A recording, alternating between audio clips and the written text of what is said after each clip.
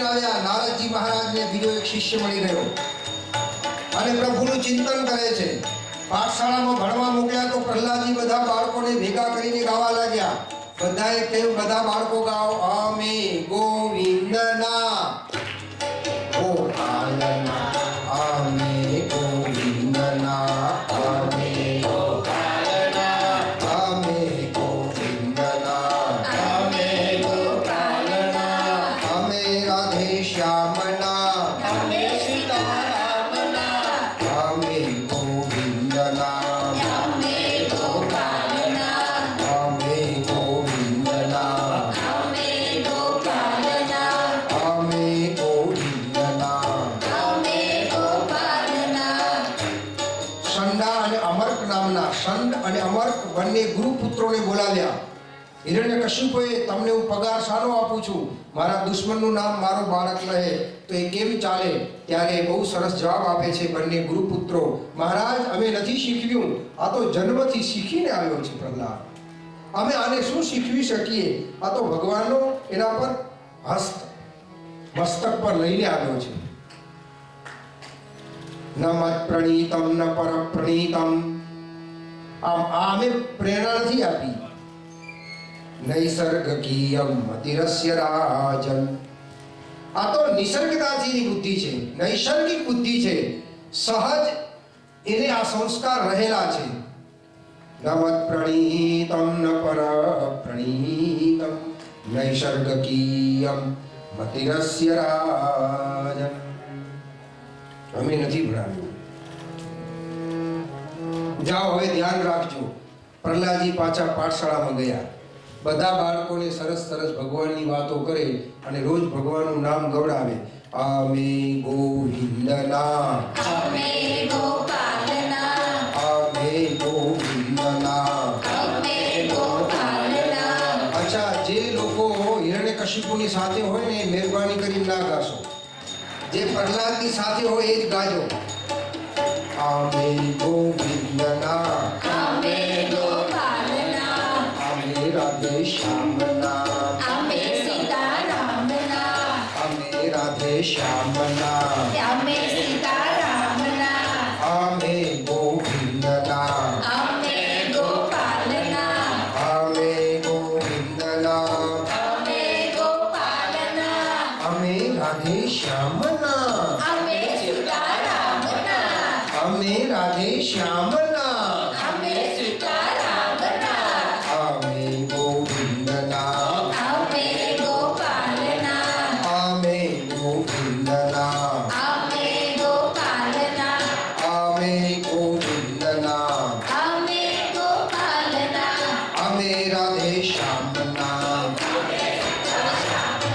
તાતો હિરણ્યકશિપુથી સહન ન થયું, બોલાવ્યા।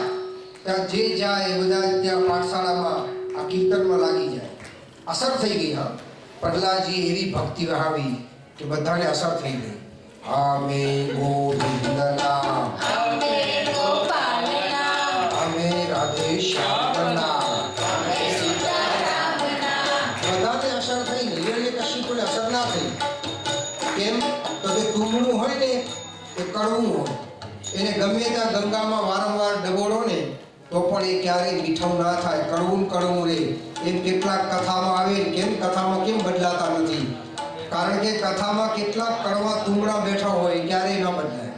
નક્કી કરીને જ આવ્યા હોય કે આપણે બદલાવવું નથી, કથા સાંભળવા જવું છે, એટલે તુંબડા ના હોય નહીં બદલાય। હિરણ્યકશિપ બદલાયો નહીં, બધાને અસર થઈ। બોલાવ્યા આવે, એની બેનને બોલાવી, એની બેનનું નામ હતું ઢૂંઢા। ઢૂંઢા આવી, એને વરદાન હતું કે એને અગ્નિ બાળી ન શકે, પ્રહલાદજીને હાથ ખોળામાં બેસાડ્યા। જો વરદાન હતું ઢૂંઢાને, બળી ગઈ ઢૂંઢા એટલે એનું નામ પડ્યું હોળિકા। અને પ્રહલાદજી બચી ગયા એટલે બધા બહેનો પહેલા દોડતા દોડતા ગયા જળ લઈને કે અમારા પ્રહલાદ અગ્નિમાં છે, એટલે પાણીની ધારાવેલી કરી। અને જેવી ખબર પડી કે પ્રહલાદ બચી ગયા અને આ ઢૂંઢા બળે છે, એટલે બધા ગામનો કચરો લાવી લાવી નાખ્યો, આને બાળો, આને બાળો, આને બાળો। ઈર્ષ્યા, કામ, ક્રોધ, રાગ, દ્વેષ, લોભ, મદ, મોહ એને બાળી નાખો। અને પ્રહલાદજી તો એમની મસ્તીમાં છે। અમે ગોવિંદના, અમે ગોપાલના, અમે ગોવિંદના, અમે ગોપાલના।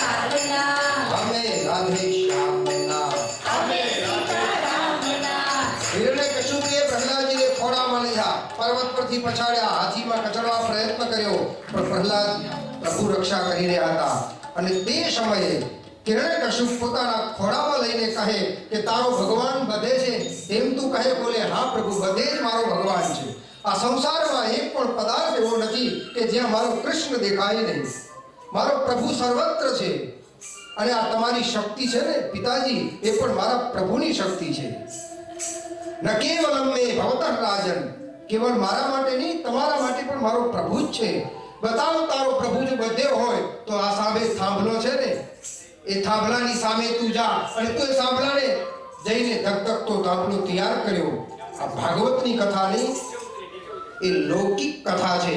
અને એ ધગધગતા થાંભલાની સામે જ્યારે પ્રહલાદજી ગયા, પ્રહલાદજી વિચાર કરે કે મારા પ્રભુ બધે હોય તો થાંભલામાં કેમ ના હોય.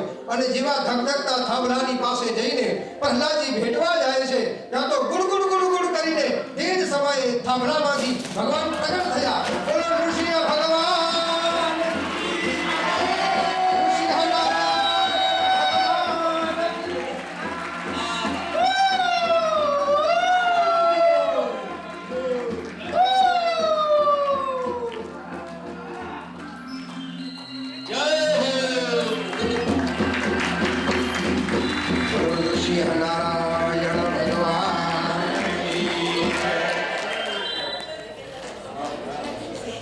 જે પ્રમાણે જેવી અપેક્ષા રાખી હતી એ જ પ્રમાણે ભગવાને હિરણ્યકશ્યપની ઈચ્છા પૂર્ણ કરી. રાત્રિ નથી, દિવસ નથી, ઘર નથી, બહાર નથી.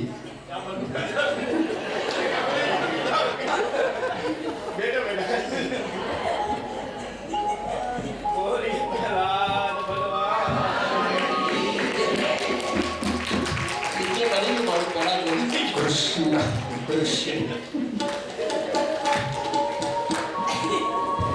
કૃષ્ણમ કૃષ્ણમ માધવમ